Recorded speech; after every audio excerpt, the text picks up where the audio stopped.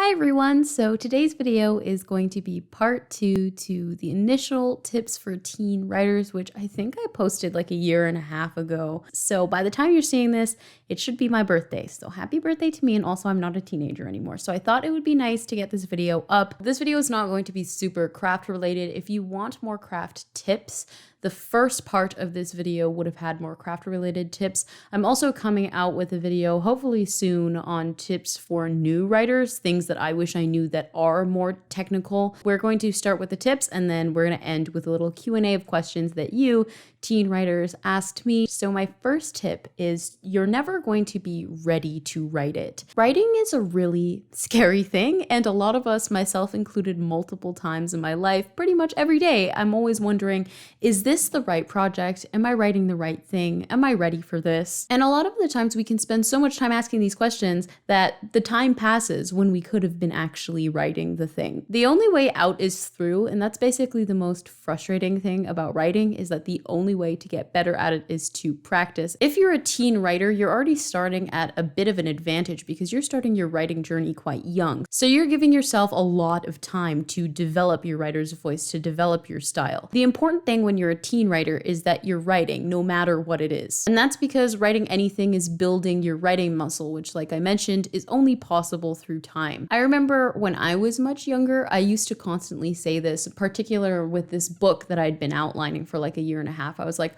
I want to outline this perfectly, and I want to wait until like I'm better, so like a year or two from now, so that I can really write the book that I want to write that's in my head. And then I never wrote the book. So my second tip is that it's okay to make mistakes. You might write something in a different way than you intended it. The most important thing is to write anyway so that you can learn and understand what to do better for the future. Sometimes the work you do when you're a new writer, and of course this is going to apply to teen writers too, is not pleasant. Sometimes you might notice something that you wrote as a teenager was insensitive or awkward or was underdeveloped. Acknowledging that it's okay to make those mistakes in the privacy of your own document and knowing to do better for the future, I think is a really important step in growth as a writer. My third tip is that it's also okay to not know what you're doing but still do it anyway. In writing, especially if you're new to it, it can be difficult to understand how to gracefully solve a problem. As a teen writer, your job is simply to write, because the more you write, the better you'll get at it. If you get stuck and you don't know how to move on, that doesn't mean that you're a bad writer. Every day I get stuck on something in writing. It does feel more difficult in the beginning because it is more difficult to understand, where did I go wrong in this scene or in this line? How come this isn't turning out the way that I want it to? With years of practice, you'll better be able to see those mistakes in your writing and know what to do to fix them in the future. It's all good, in my opinion, just to put a "I have no idea what I'm doing" in brackets and move on to a scene that continues to motivate you to keep going, because if you just stop writing at that point, then you can't get better for the future. So the next tip is gonna sound funny because this is a writing advice video. That is that you don't have to follow writing advice ever. So the writing community is fantastic because it's an arsenal of free information. You can basically get free education on how to be a writer on the internet. It's great. It's also difficult to parse through when you're a younger writer just starting in their craft. Of course, this itself is a writing advice video.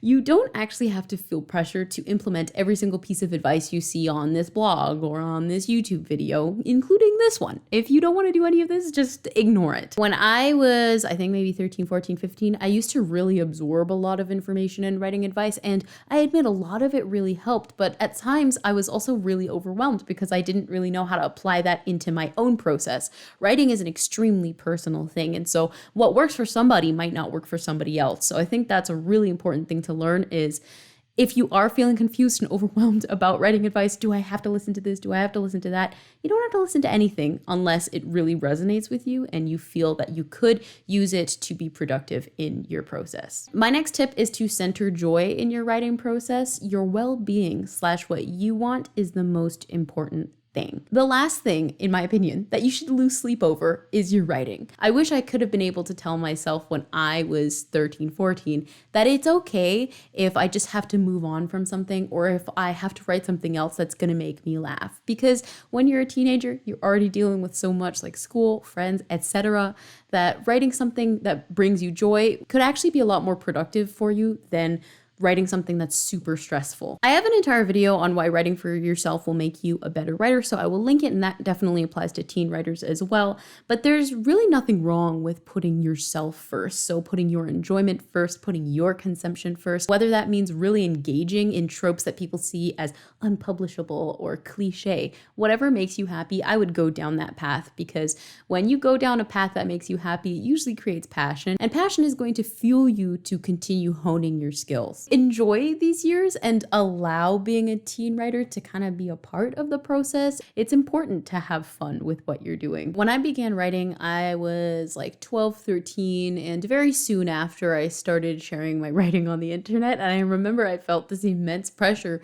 never to change anything, because I told somebody, whether or not in my personal life or on the internet, that I was going to do a certain thing. And at 13, I was kind of losing sleep of, oh my God, I said I was going to publish this book and now I don't want to. And it actually took quite a few months of my life of that stress. And if you're feeling that way, I totally get it. I think if somebody had told me back then, it's okay, just do what works for you. You're at the beginning of your process. And like I said, you're really at this point where you're ahead. So I think it's important to remember that you are allowed to change what you like. So a little bonus tip before we get into the Q&A section is to be proud of yourself. I just wanted to mention this here because I started writing when I first became a teenager, when I was 12, almost 13. And then obviously when you're seeing this, I'm now 20. So we went through all of adolescence being a writer. And sometimes it was really hard for me to understand that being a teen writer is a huge accomplishment. Being a writer takes a lot of dedication. It's a lot of self-critique. It's a lot of things that you have to learn at a really young age. And it's incredible that you're starting here. So the second half of this video is going to jump into the questions. So the first one is, how do I finish stories? So my advice is to take them one scene at a time. So how I like to think of this is, how does point A get to point B to point C? I don't outline my stories, but if you do, you can still apply that. But while I'm pantsing, if I'm writing a scene and I get stuck and I'm like, well, there goes the rest of the story, I can't finish it, I will step back and say, okay, well, step A led to step B, and now I don't know what step C is. So what happened in step A and step B that would lead to step C? I like to take breaks when I'm tired. I don't want to push myself if I'm super tired. And I also recommend investing in your characters. So this helped me a lot when I was younger. I felt I wanted to finish these stories because I wanted to see where the characters' lives went. So I actually found the best way to do this, to invest in the characters, is to sit down and just write like a paragraph or two of their backstory. So that can include their upbringing, their childhood, their parents,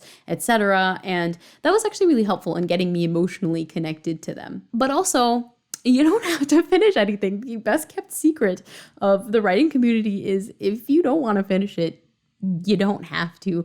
It's also awesome just to keep everything in a document. And if you ended up not finishing that story, you could just put it in there. And then maybe, who knows, maybe a year from now, you'll come back to it. That's definitely happened to me on more than one occasion. And I've turned them into short stories, or I've added scenes back into books years and years later. How do I get over the fear of writing? So my tip here is to really take it slow. Give yourself a tiny, tiny goal. Like, I want to write a sentence every day. When I was doing this, I actually did this really recently in the summer because writing was so scary for me. I was like, I don't know if I can do this without overthinking, without letting this fear rack my process. And so what I did is I committed to writing a sentence every single day for like a week. And I sent this sentence to my critique partner every week, just so that I felt like, okay, I did it. I also find that the fear of writing is actually the fear of failure. Failure is okay, and you're going to be okay. I would just take it one word at a time. The next question is, how do I get over being embarrassed, especially since as a teen writer, you often improve so fast? This is really true.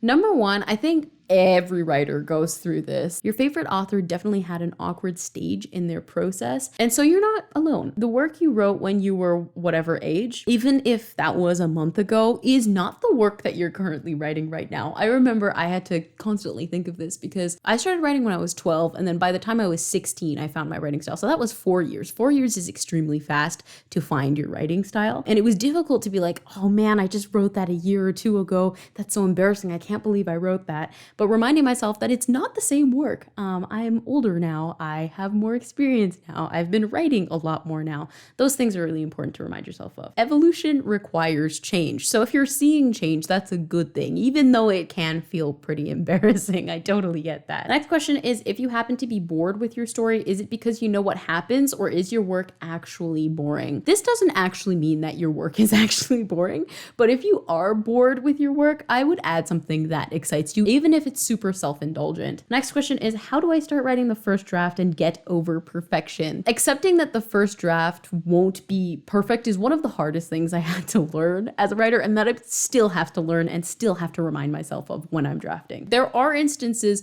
where the first draft is fine. I've had that happen to me, but if it isn't, it's totally okay. There's a reason you can write more drafts after drafts. Some people believe art is never actually finished. It's just like when you stop working on it, it's finished, and that's kind of how I view it too. If we let the perfection stop us because we're chasing perfection, we're never going to actually finish writing something or send something out or just keep it for ourselves, because perfection doesn't actually exist, because writing is very subjective. So there's actually no perfect story out there. My favorite stories somebody doesn't like out there in the world. Some actionable advice would be to start somewhere that you're confident.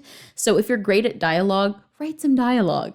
If you're really good at description, start there instead. The next question is, any advice for managing schoolwork, chores, and other responsibilities while still putting effort into writing? How can I give myself enough time to write while keeping up with school? I know I'm gonna sound like your mom here, but school is the priority, I would say. Your writing will be there when you get back, basically, is what I'm saying. Say if you have like 10 minutes before you go to school and you're not doing anything in that 10 minutes and you'd like to, that could be some time to write. Or you could take 10 minutes on the weekend. I also found it was helpful like to print out my writing with me and bring it to school. So if I had 5 minutes before class, then I could write. I did a lot of writing in class when I was in grade 9. I am not recommending that to you, but if you do have a spare 5 minutes and you are allowed to, and you are not listening to your science lecture like I would write in that time. But bringing the work with me was very helpful. I used to constantly write when I was in high school. How has your age affected how you write and what you write about? My age as a teen writer actually encouraged me to write about more subjects. Now I feel that I'm a little bit older. There are certain things that I'm really interested in delving into. I may not have otherwise written about certain topics that I did when I was younger. It's just I was much more interested in learning about things back then. Teenagers, I think, are a lot braver than I am, is what I'm saying. And use this to your advantage. Have you experienced ageism from older writers? I've never actually ever experienced this, but I know that there are a lot of younger writers who have. But if you don't have supportive adults in your life, it's kind of good to remind yourself that you are the only support you need in your writing. And again, I will link the Why Writing for Yourself Will Make You a Better Writer video, and I talk about that the entire video. How did you improve as a teen writer? What advice should you take, and what should you be cautious of? So how did I get better as a teen writer was years of practice. I know that sounds so didactic, but that's exactly what I did. It's very slow, patient work. I remember I used to think and sit down while I was writing and be like, why can't I write more than one good paragraph or more than one good sentence? I can't consistently write good, and it was really frustrating. And then one day, like a flip of the switch, I was writing consistently well from beginning to end. So it really does take time, which is why I recommend when you are getting frustrated with your writing process to really like focus on things that make you happy, because it can make it really tricky when you're a teen writer or even just a new writer to continue when you feel like you aren't improving. As for the advice, I'd take the advice that really resonates with you, and I'd be cautious of anything that makes you feel uneasy. Just follow your gut on this one. Teen writers are really smart. And I know because I was one to toot my own horn. Follow your instincts, and also be cautious of advice that's super like prescriptive, like you must do this or you must do that. And if I phrase things like that ever in my videos, I never mean it. But that's my biggest advice. Next question. Any tips to stay motivated while being a teen writer who also needs to focus on getting homework done? I find it's really difficult to stay focused on a story when there are so many other things on in my life. So reiterating, do your homework, very important. When I was in high school, especially the first 2 years, so grade 9 and grade 10, I found what helped me most was giving me a goal for when I wanted to finish my homework by, and usually that was about 6:30, considering I got out of school at like 3. I don't like to necessarily give advice on like how can I make more time, because being a student is really hard, and sometimes when you come home you don't want to write 1,000 words because that's more work for your brain. You just want to watch TV, and I do that a lot now. Even now, I would finish the homework first and then view writing as kind of like a downtime, kind of like a, oh yes, I finished my homework now and now I get to write. That's what actually helped me do it. But when I got older, I definitely needed to watch more TV because I was a lot more tired. So the next question is, do you think we should think about publishing while we are writing as teens? I think this is going to depend on the teen writer that you are. Obviously, when I was in my late teens, I was thinking about publishing. So from the last 2 years of being a teenager, 18, 19, I was publishing. Most of the time, no, especially when you're kind of a really young teenager.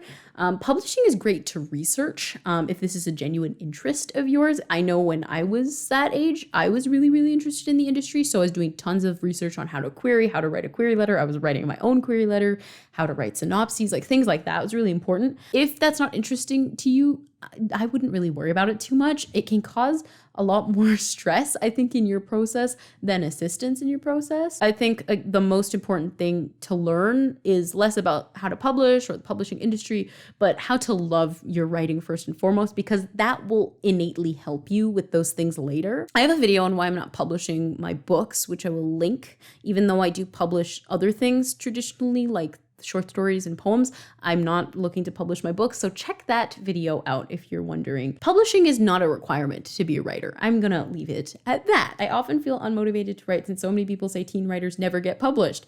Do you have any tips to work past this? So like I just mentioned, this is not true. I was a teen writer and I was published a lot. Your age doesn't really matter when it comes to writing. Your skill is what matters. And you can develop your writing skill at any age. So even older writers who haven't started writing in their life, that doesn't mean you can't start now. Don't bother stressing about what other people think, really. If they're bringing you down, that's their problem. Focus on your writing. You are winning because you are the one who's writing, not them. What are some tips for validation as a teen author? You do not need validation from others in order to feel like you are a valid writer. The most difficult thing a writer can learn is that external validation will not give you anything in the long term. It's critical that you love your writing first and foremost. If you're a teen writer, you're very valid. You're doing a great job. So continue to go at it and develop your skill. That is going to be the end of this video.